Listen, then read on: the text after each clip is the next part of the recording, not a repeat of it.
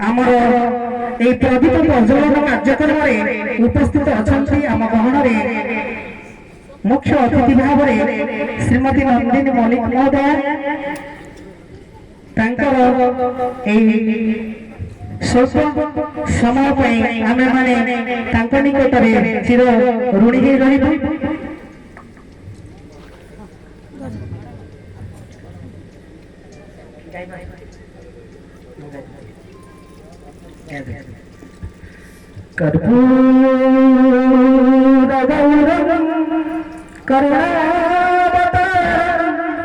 संसार सार भुजगंधहार सदा वसंतम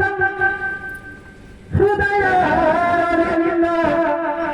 भवं भवानी